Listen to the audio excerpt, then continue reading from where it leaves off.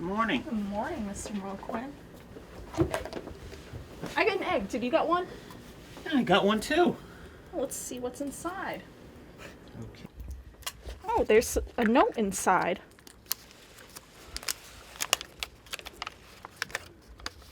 Follow the trail of yellow eggs to some wonderful stories to share.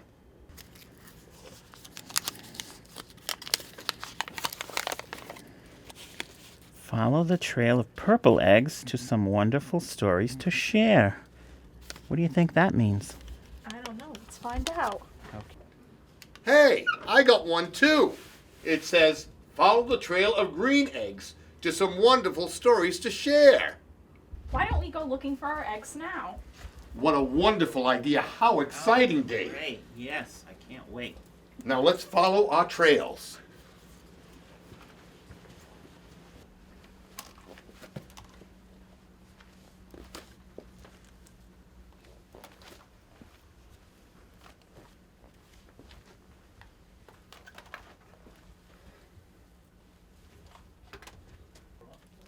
Oh, wow, look at that. These must be my stories. Our first story for today is the story of the Easter Bunny by Catherine Teagan.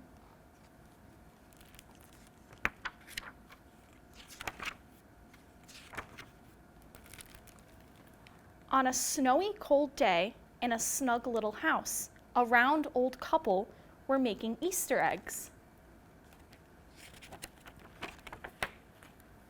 The round old man blew the insides out. The round old woman painted designs on some of the eggs.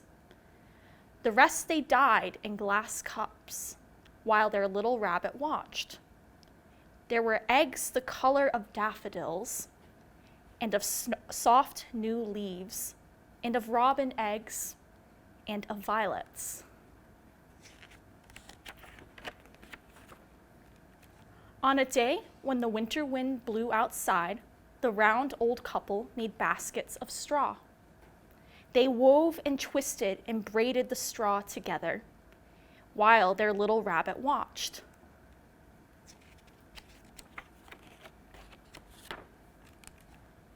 On an early spring day when the snow was melting and water trickled down the eaves, the round old couple made chocolate eggs. The round old woman melted the chocolate and the sugar and the butter on the stove. The round old man poured the chocolate into tiny molds, and their little rabbit watched.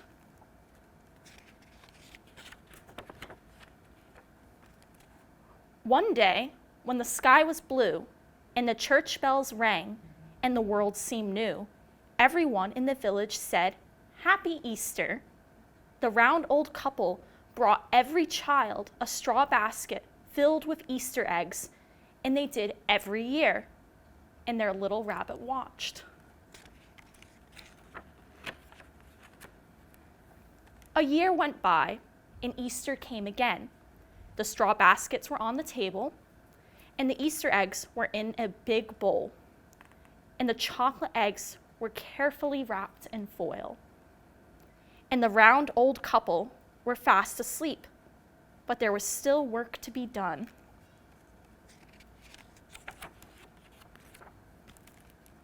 The little rabbit twitched his nose, then he hopped up onto the table and put the eggs in the baskets. It was magic.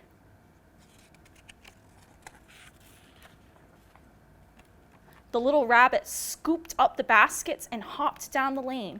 He left one for every child in the village. He didn't think anyone saw him.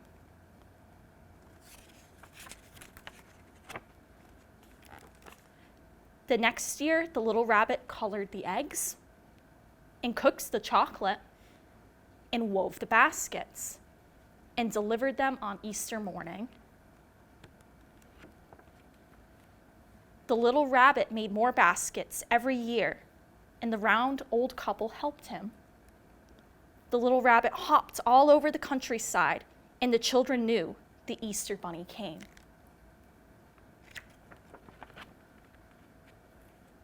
One year, the round old couple could not help the little rabbit anymore. They were so very, very old, and the rabbit knew he could not stay in their snug house anymore.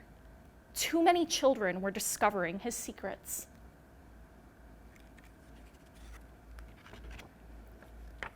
So, the little rabbit found the perfect place to make his baskets in a shadow-filled wood nearby. Only a rabbit could find the entrance.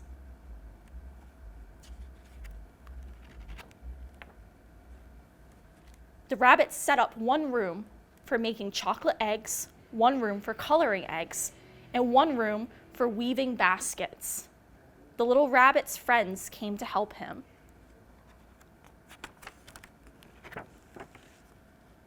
Now, every year on Easter morning, when the sky is blue and the church bells ring and the world seems new, the Easter Bunny delivers his baskets. Our next story is The Most Wonderful Egg in the World, written and illustrated by Helm Hine.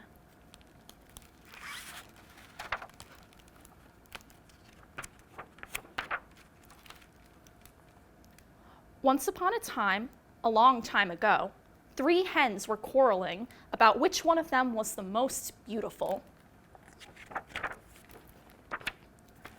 Dottie had the most beautiful feathers. Stalky had the most beautiful legs. And Plumie had the most beautiful crest. Since they could not settle on their quarrel among themselves, they decided to ask the king for advice. "What you can do is more important than what you look like," said the king. "Whichever one of you lays the most wonderful egg, I will make a princess."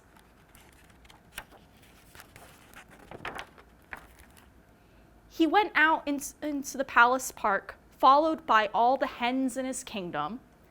Dottie preened her beautiful feathers before settling herself into the wet grass. It was not long before she cackled, stood up, and stepped aside. Everybody was speechless. There lay an egg, snow white, spotless, and perfectly shaped. The eggshell shimmered like polished marble. "This is the most perfect egg I have ever seen," cried the king, and all the hens nodded. Then it was Stalky's turn. Everybody felt a little sorry for her. They knew she could not lay a more perfect egg. It was impossible. After 10 minutes, Stalky cackled, got up, and stretched her legs proudly in the morning sun.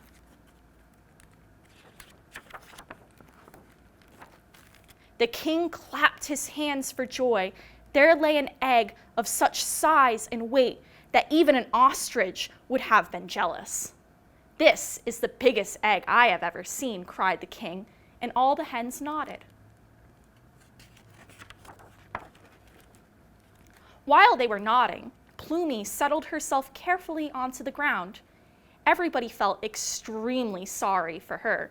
They knew she could not lay a more perfect or bigger egg. It was unthinkable. Modestly, with cast-down eyes, she sat there.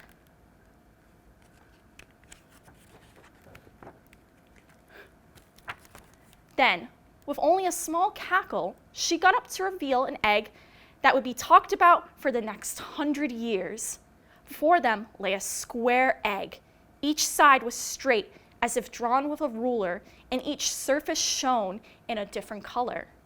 "This is indeed the most fantastic egg I have ever seen," cried the king, and all of the hens nodded.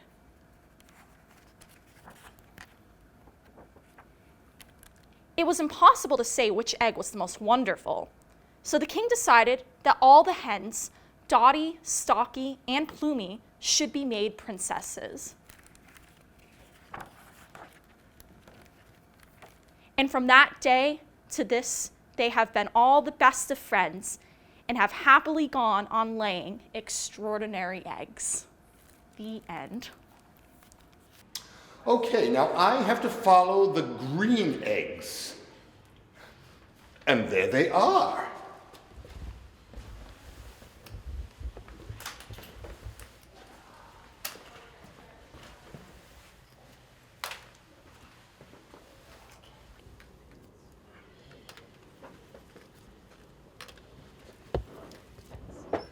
Why, these must be my stories.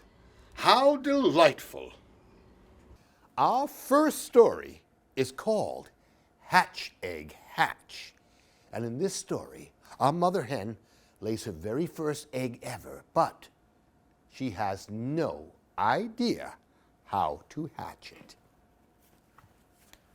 Hatch, Egg, Hatch by Shen Rody. Mother hen laid an egg, but she had no idea how to hatch it. Maybe if I talked to it, it would hatch, she thought. Hello, baby. Hello, baby, she chirped. Come out. Come out and meet your mother. Well, she talked to that egg for 3 whole days, but nothing happened. The egg would not hatch. Maybe if I fed it, it would hatch, thought Mother Hen. So she cooked a little pot of spaghetti. And she poured it all over the egg. Hello, baby, she cooed. Come out and eat your dinner. She tried this for 3 whole days, but nothing happened. The egg would not hatch. Maybe if I warmed it a little, it would hatch, she thought.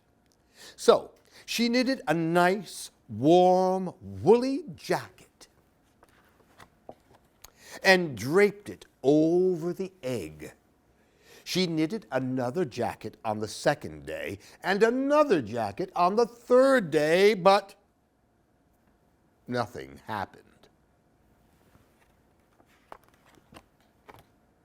Maybe if I rocked it gently back and forth, it would hatch, she thought. So she made a cradle from little bits and pieces of straw and some daisies. And she put her egg in it and rocked it back and forth, back and forth. She rocked that egg for 3 whole days. Still, the egg would not hatch. Mother Hen was very worried. Oh dear, she cried. My baby won't hatch. What should I do? Maybe if I planted it in the ground, it would grow, she thought. So she dug a hole and buried the egg in it. And then she watered it. She watered it every day for 3 whole days, but the egg did not hatch. Mother Hen was very sad. She had tried everything. Nothing had worked. Tears began streaming down her cheeks. She picked up her egg and she sadly walked home. I will never see you, my baby, she wailed. We will never meet each other. Goodbye.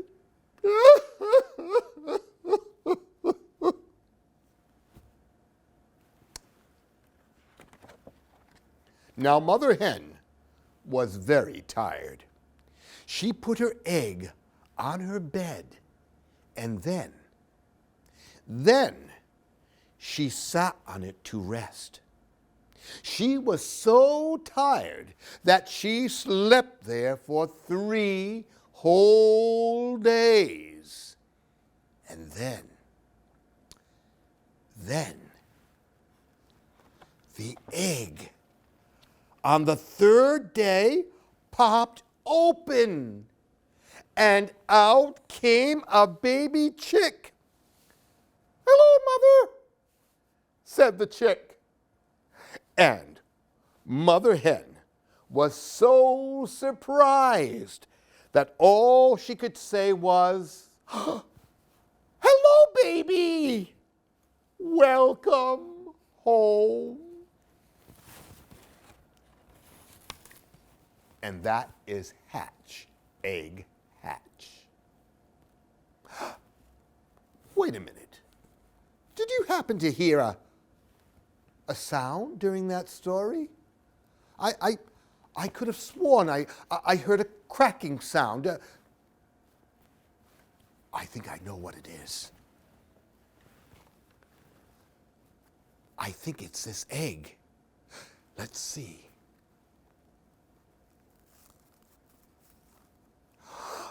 Yes, it is. It's already cracked.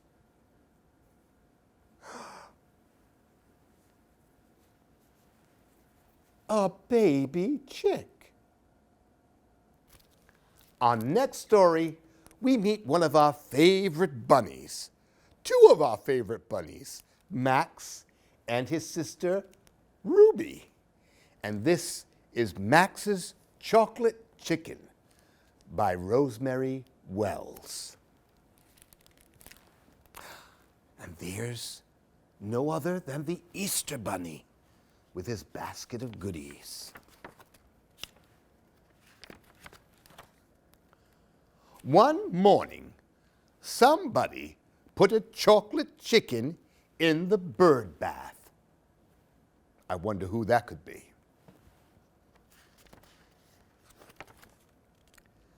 "I love you," said Max. "Wait, Max," said Max's sister Ruby. "First, we go on an egg hunt. If you find the most eggs, then you get the chocolate chicken. And if I find the most eggs, then I get the chocolate chicken," said Ruby. Seems fair enough. Max went looking for the eggs, but all he found was a mud puddle. Ruby found a big yellow egg. Max didn't find any. "No eggs, no chicken, Max," said Ruby. Max went looking again, but all he found were acorns. Ruby found a blue egg. "Max," said Ruby, "pull yourself together. Otherwise, you'll never get the chocolate chicken." So Max went looking with Ruby. Ruby found a red egg with green stars. Max found a spoon. Ruby found a gold egg with purple stripes and a turquoise egg with silver swirls and a lavender egg with orange polka dots. Max found some ants. Then he made an ant and acorn pancakes. "Max," said Ruby, "you'd have trouble finding your ears if they weren't attached to your head." Ruby counted her eggs. "I'm the one who's going to get the chocolate chicken, Max," said Ruby.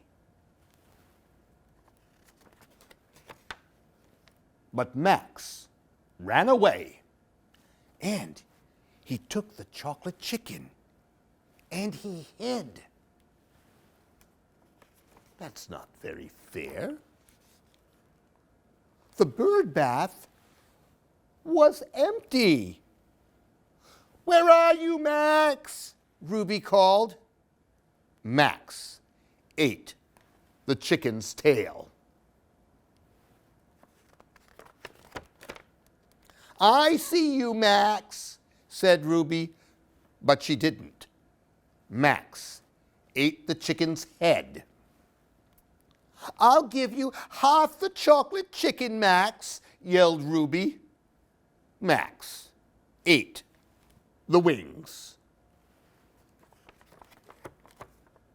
Then he popped out of his hiding place. And look, he ate all the chocolate chicken. But look, another one is mysteriously being dropped there. "Max," said Ruby, "how could you do this to me?" "I love you," said Max. And look, he now ate the tail of the new chocolate chicken. That Max. And that's Max's Chocolate Chicken by Rosemary Wells. If you enjoy these Easter stories, there are a whole bunch, a basket full, here at the library for you to take out yourselves and enjoy. We'll see you here at the library. Boy, their stories were great. I hope my stories are just as good. No, even better.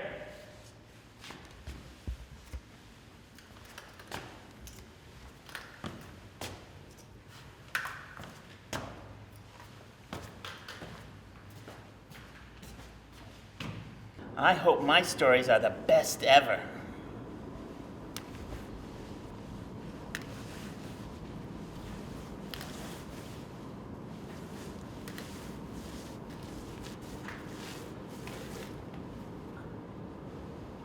Hey! Those are my eggs!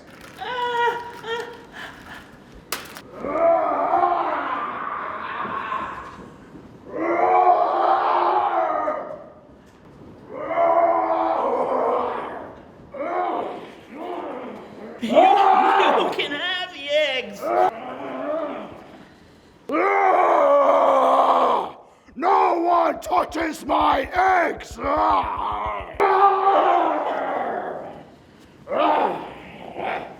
We'd like to thank you for joining us for our Fall River Public Library Easter Story Time. We hope you all have a really happy Easter and see you at the library. Not again.